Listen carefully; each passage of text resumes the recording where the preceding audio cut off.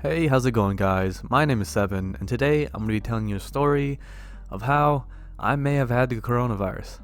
Yep, you heard me. I may have had the virus early on in the year.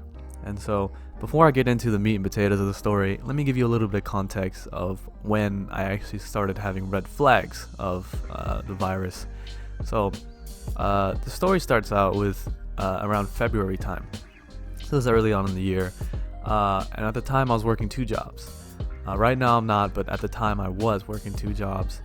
And so, with those jobs, it demanded me come in contact with a lot of people. And so, a lot of these people that I would work with or come in contact with, they would, have work outside of the country, or they would travel a lot for work. There are a lot of businessmen, a lot of businessmen and women. They would travel and they would come back, and then I ended up having to work with them. So that was the first alarming thing. I'm coming in contact with a lot of people, and to make it even worse, it was flu season, and so everyone was getting the flu. Everyone was getting really sick, and so it was kind of not. It was kind of normal. No one was really alarmed that everyone was getting sick at the time. And I live in a relatively small town, so nothing really happens here. Anything bad that happens doesn't really come here. It's a very quiet, isolated town. Excuse me. But so that's kind of like the setup for everything that happened. So the first real sign of me being sick was I had this cold, and so I kind of had this cough, and I was kind of feeling a little fatigued. I noticed it when I was at work, but again, I didn't think too much of it because it was flu season. It was winter time. It was really cold. Everyone was getting sick, and at the time, the coronavirus wasn't a big deal. No one really thought about it that much, which was wrong to think that way. But it didn't really register in my mind that it's a hazard for me to still be working while I have a little bit while I'm not feeling well. So I kept working, again, two jobs, coming in contact with a lot of people, and things ended up getting really bad. My cough ended up getting worse. I ended up feeling really, really fatigued, so I ended up calling off of work. I was kind of reluctant to do it because I was really stubborn and I'm really hard-headed. And I have this. I like making money. I like working. I don't feel like I don't like taking a break. So I really didn't want to call off of work, but I ended up calling off of work. And I said, if I'm off of work, I might as well go get checked up, see if I can get some medicine. So I ended up going to the Minute Clinic, which is a bad idea. I'll tell you why in a second. But my thought process before going to the Minute Clinic was that I don't have a lot of money. It's probably nothing serious. I probably have the flu, and they'll probably give me some antibiotics, and I'll just be out on my way real quick, in and out. But that was not the case. I ended up going to the Minute Clinic and sitting in the lobby for 2 hours. God knows what they were doing back there that took so long. There weren't that many people in the waiting room with me.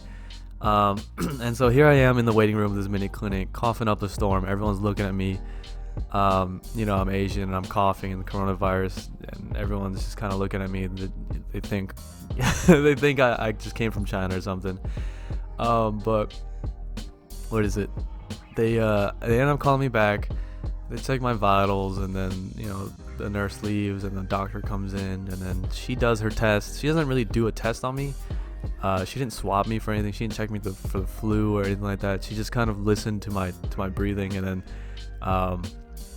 that was it, really. She just told me, yeah, you're fine. You have a cold. And I ended up going out, leaving with nothing. So waste of money, waste of time. And I honestly felt like a jackass. So I was like, well, I'm just a wuss then, because I'm calling off of work for a common cold. But I realize now that's the wrong way of thinking. My health is more important than work. But anyways, I ended up going back to work a couple days later, which is really stupid of me. My symptoms didn't get any better. I thought they would by themselves, because it's been a little over a week. I've been taking medicine, and I thought I felt better, but I really didn't.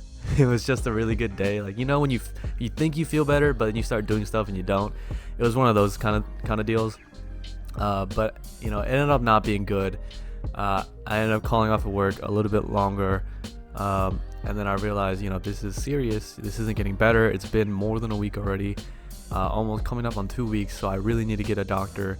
My symptoms got worse. Coughing was uncontrollable. I was coughing up a lot of phlegm, a lot of whatever that nasty stuff is whenever you're sick. It was really gross. I started having chest pains, which was kind of like where I drew the line. Chest pains was no bueno. And then I kind of had a little bit of a fever. My fever wasn't as bad as it was from the start, but it was still there. It just wasn't as bad. But I was mainly concerned about not being able to breathe. So I ended up going to the ER. And again, I'm not, I've never been in the ER by myself before, so this is all new to me. So I walk in looking like an idiot. I wasn't even in the ER. I was just at the general hospital, because they were connected to each other. So I ended up going through the wrong door. I was like, hey, I need to see a doctor. They're like, do you have an appointment? And this sweet nurse, she knew I was a fool, and she helped me around. She said, what are your symptoms? I told her my symptoms, and she had a really just alarmed look on her face.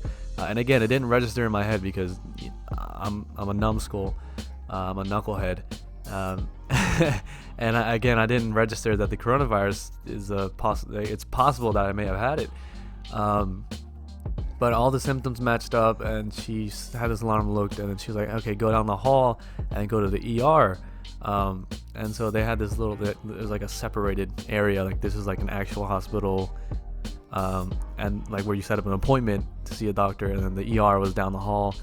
So I ended up going to the ER, and I told her the same thing, and then that nurse that was at the desk had an alarm looked on her face. So that was fun. She ended up having me put on a mask, which was smart for her, because she didn't want me to spread it. And then I was expecting to sit in the waiting room for a couple of hours until a doctor would be able to see me, because I saw other people sitting there before I got there. But it turns out they ended up like rushing me in there before I even got the chance to sit down. I was walking towards the waiting area, but before I got the chance, a nurse yelled out my name. She's like, I could actually take you right here. So she took me in, took my vitals, asked all these questions. She also had a very alarmed look on her face, and bless their hearts, putting themselves on the line so close to my dumbass, my infected dumbass. And they did their best to reassure me that everything was gonna be okay. I wasn't freaking out or anything, but I don't know, it was like, when you see one person freak out, then you start freaking out. It was kind of one of those deals, but she was reassuring me. So these nurses were awesome, grade A. But they ended up rushing me to an x-ray machine. I didn't even get a chance to go chill out in my room for a bit for a doctor, or like I didn't wait. They just, as soon as they finished taking my vitals, like, all right, throw this gown on, we're gonna get you in the x-ray room. And so they threw me in the x-ray room, took it. I ended up coming back to my room, which was absurd. Like, I was still shocked. I had no idea what was going on. A couple hours go by, test results come back, nurse comes in, she says, doctor found signs of infection in your lungs. So fuck that doctor at the Minute Clinic who told me I just had a cold. I ended up having something really bad with my lungs. And then she gave me antibiotics, and she swabbed me for flu and strep just to see that I don't have anything else. And then I waited a couple hours for those tests to come back, and then the doctor comes in, and he says hello, introduces himself, a very nice man. And then he tells me, he's like, yeah, you just have pneumonia in your left lung. And I'm like, okay. What does that mean?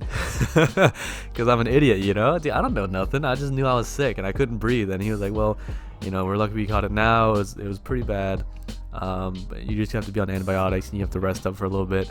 Other than that, you'll be fine. I'm like, okay, word, And so, moral of the story is that, I did everything wrong to avoid, further damage to my body and, from spreading to other people. I did everything wrong. When I thought I was sick, I ended up still going to work because I'm a head ass, I'm a dumbass, and I'm so obsessed with work. So I should have stayed home. That's rule number one. Next thing is I went to the minute clinic when I knew something was seriously wrong with me. So that was poor on my part.